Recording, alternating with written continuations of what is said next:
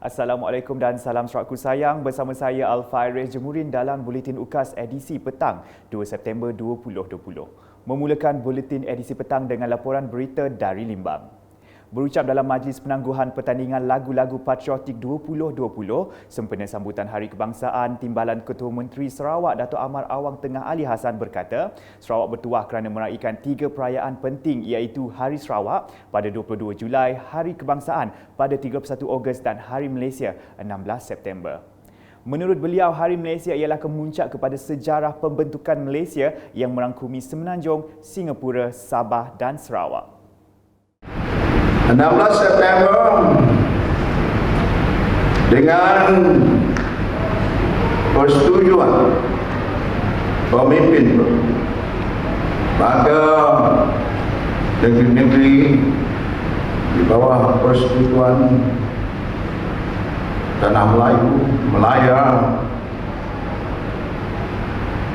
bersama dengan Sarawak, Sabah yang ketika itu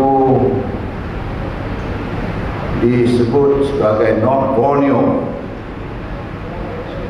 Singapura telah pun bersetuju untuk membentuk sebuah negara yang disebut sebagai Malaysia. Dengan perjanjian Malaysia 1963. Perjanjian Malaysia 1963 ini bolehlah dikatakan sebagai tarikh lahir negara Malaysia. Bolehlah dikatakan sebagai the birth certificate of Malaysia.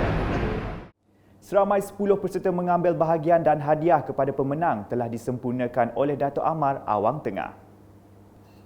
Manakala di Kuching, Menteri Pelancongan Kesenian dan Kebudayaan Sarawak Dato' Abdul Karim Rahman Hamzah telah melawat tapak projek Santubong Archaeological Park dan Wallace Center pada Selasa. 3 tempat telah dilawati melibatkan Sungai Jaung, Bong Kisam, Bukit Maras dan Wallace Center yang mempunyai cerita dan sejarah tersendiri. Pelancong datang, dia akan datang juga ke Santubong ini untuk melihat khazanah-khazanah seperti ini. Kerana dia ada storyline dia sendiri, sejarah dia sendiri dan cukup menarik. Dan selain daripada itu, saya percaya ia akan dapat memberi kebaikan imbuhan kepada penduduk-penduduk kampung dari segi industri makanan, industri penginapan, homestay dan sebagainya, kerana tempat ini adalah tepi laut. Dan selain daripada itu, industri-industri yang bersangkutan dengan pelancongan kraft dan sebagainya. Tambahnya, ia akan menjadi salah satu pekan arkeologi atau sekaligus menarik pengunjung datang ke Kuching dan Sarawak amnya. Projek tersebut dijangka siap pada Februari 2021, ujar beliau lagi.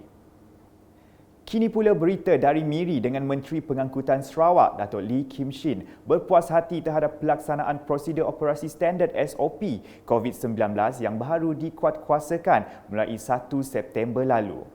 Bercakap selepas mengadakan lawatan bagi meninjau pelaksanaan SOP COVID-19 di lapangan terbang Miri pada Selasa, beliau memberitahu tata cara SOP terbaru ini lebih mudah dan menjimatkan masa sekaligus memudahkan setiap urusan di setiap pintu masuk ke negeri ini.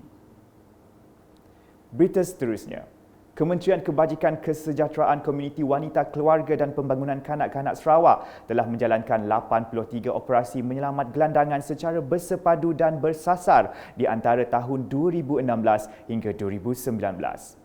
Menterinya Datuk Seri Hajah Fatimah Abdullah menjelaskan seramai 276 gelandangan di Sarawak berjaya diselamatkan sepanjang operasi berkenaan. Jadi pihak Jabatan Kebajikan fungsinya adalah untuk menyelamatkan mereka, ya. Bawa misalnya sama ada ditempatkan di desa bina Diri di Kuching, ya, ataupun ditempatkan di Anjong Singgah di Kuching, but that's too far. Untuk di Sibu lah, kalau di Kuching okey, ataupun ditempatkan di rumah Sri Kenangan. Di Sibu ada rumah Sri Kenangan, iaitu untuk warga emas.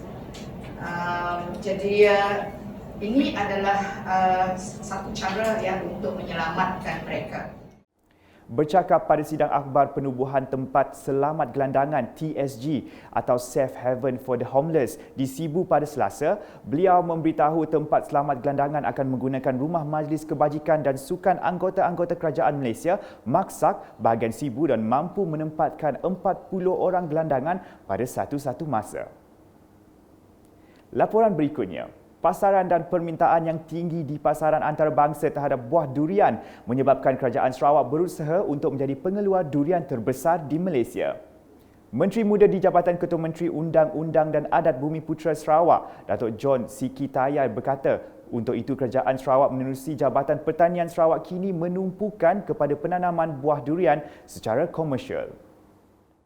Kemudian pemedak bekerja, lapan kak medak tu tadi, lapan pedak tu durian. Kedua tu besar amat negara lalu demand ya amat besar. Market ke mayo. Lapan durian kita bedak tu tak cukup. Jalan break aku ngagai durian bagai-bagai siapa malah kita di sini dah. Beliau berkata demikian semasa berucap dalam perasmian penutupan Agriculture Community Outreach Program AgriCorp di Tatau. Tambahnya, bantuan ini akan memberi manfaat kepada lebih 1,000 penduduk dari kawasan Dun Kakus. Sekian bersama saya Alfairez dan kru penerbitan. Ikuti laporan berita berikutnya pada edisi malam. Untuk dapatkan berita-berita terkini Sarawak setiap hari, layari UKAS Channel di YouTube atau melalui Facebook, Instagram, Twitter dan aplikasi Telegram Buletin UKAS. Salam UKAS.